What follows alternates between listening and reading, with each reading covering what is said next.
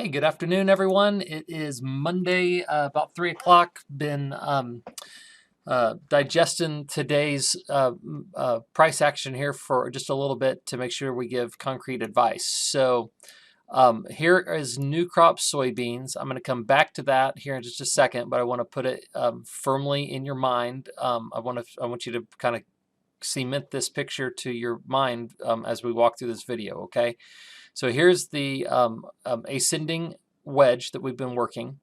This uh, upper line is really a triple top, right? And then you have this upward sloping trend line. And today we broke out the bottom side of it. We said last week it closed below the this trend line with a violation of these lows right here would induce a sell signal on our algorithm, and that is 100% accurate, okay?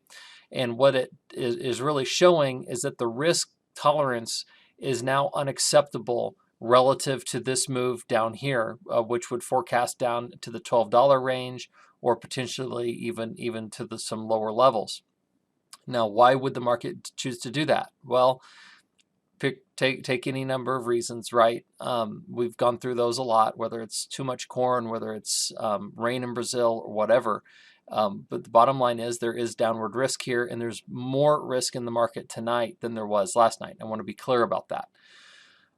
So now let's take a look at January beans, and I want to show you what it is that we're really kind of struggling with. Okay, so beans, right? We broke down out of the trend line on Friday. We followed through today, and we look really, really weak. But on the shorter term charts, we actually are starting to look a little bit better, and I think that this low here at 1297 becomes really, really important. Let me show you. I'm going to jump through some time frames, and I'm going to put some different stuff on here so you can see what it is that we're looking at. But number one, you should see this divergence right in here. You've got these bullish divergences still in play, and you've got this 2 count down here. So on a shorter term basis, what we like out of 2s are big corrections. So you have a 1, 2, 3, 4, 5, have a 5-wave move up. Now we have an A, B, and an A, B, C. We have a 3-wave series of 3 waves moves down into this low, down into this bottom right in here. So what that would tell us is that the next most likely direction should be back higher, and that this should hold if those counts are accurate. So you've got a little bit of dichotomy between, or a little bit of conflict between what the wave count is in the nearby most active contract and your deferred contracts, where our risk really lies for new crop. So what does that mean? What do we want to do? We're actually looking for this breakout to be false, but I don't want to have any tolerance below today's low. If we take out today's low, I want to go ahead and sell new crop soybeans. And then if we crawl back up above in here and take some of these highs out right in here, then we're going to put calls on it again as well, okay? Because I think a false breakout is going to push right back on up through here. And it's a very, very similar setup to corn, which is what we've been dealing with, right?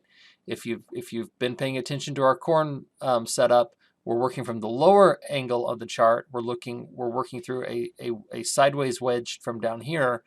Now we've broken up, we've tested back, and now we think we're going to break out the upside. So what we've been talking about is the downward risk is too great on a downward breakout, but up above it, we want to make sure that we're long. So if you think about these graphs in 3 quadrants, so if you think about it this way, and let me put some stuff on here because I want to really make sure we're clear with how our system is looking at this, okay? So hold on, I've got too many. Okay, let's go rectangle. So if you put a rectangular box here, well, my computer's not working. Never mind. Okay, we'll get that figured out later. I don't know why it's not letting me put the rectangle on. But if you think about it in quadrants, you have this 1280 mark, which is this low, and you work downwards. That's an unacceptable amount of risk. You want to make sure that we're hedged below it. Between that 1280 mark and this $13 mark, or maybe even a little bit higher, you have a manageable amount of risk or some moderate risk tolerance, which means you want to have your delta managed a little bit tightly, but you want to make sure that you leave your upside open. Then up above the outside, you want your delta to be 1 or fully long. because this is a perfectly acceptable risk to be back up above here, okay? So 3 quadrants. Quadrant 1, acceptable risk. Quadrant 2, medium risk tolerance, right? Downside tolerance is growing, but down here we want to have no risk tolerance at all. We want to be fully hedged, and then if we take a whipsaw, fine, we'll deal with it then. So today's low to me is really important for a lot of reasons, but I'm cognizant of all of this support right in here, which increases our likelihood of a whipsaw, and I want to be realistic about that. But the plan is, if beans fail to accelerate to the downside, then we'll just put calls back on up here as we come back through, and it'll be a little choppy, but once we establish a direction, we'll be fine and not worry about it. So if we look at that in new crop corn, you see exactly what we're talking about, okay? So the bottom of these lows, unacceptable risk below, too much risk out the bottom side of this triangle, unacceptable risk in this quadrant, delta of 0. As we crawl back up above this lower trend line and crawl to the breaking through this downtrend line back above our hedge line, now we are back into neutral risk, or an acceptable tolerance back to these lows. And then up above here, we want to have our risk back on, because now at this point we have a completely acceptable risk. So that's how it's thinking through it, right? Acceptable, moderate, unacceptable. That's why we're getting shorter as we go lower, and we want to open the upside up as we go higher.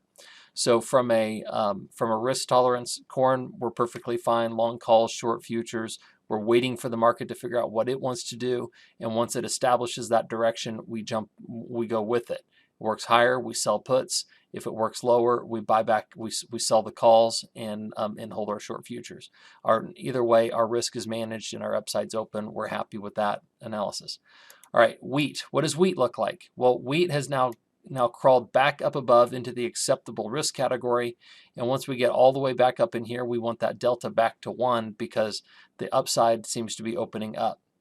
Clearly, that's an area of this zone right in here. Call it from $7.20 back down to $7. Clearly, that's an area that could provide some pretty stiff resistance, and so we want to make sure we get above that before we get too accelerated to the upside. But owning calls right now on wheat is perfectly acceptable, and where you should be. If you've made no decisions in the 24, then that's right where you should be as well. But right here is yesterday's low. This area right in here is where you don't want to see it turn and move south. We don't have any sell signals here, but when we get them, we'll make sure to tell you. All right, I hope that helps to clarify a little bit about what we're doing. So mind your texts, mind your emails, mind your phones, because likely beans are going to need to be sold tomorrow, and when we do, there's absolutely a plan for how to deal with it, because there is that conflict between the different contract months. So we are taking a risk of whipsaw, but I think that risk is worth it relative to the risk down here, because this is the risk we don't want to take. We want to make sure that we manage that risk first and deal with higher prices outside of that. Okay, I hope that makes sense. If you have questions, please reach out and call us. We're happy to talk you through it, talk about it, and make sure that you're positioned the way that is most comfortable for you. And remember, there is risk trading futures and options. You should only do so in light of your own financial condition. Hope you guys have a great night. We'll be back with you either Wednesday or tomorrow, depending on market action and any recommendations that come out. So have a great night. We'll talk to you later. See ya.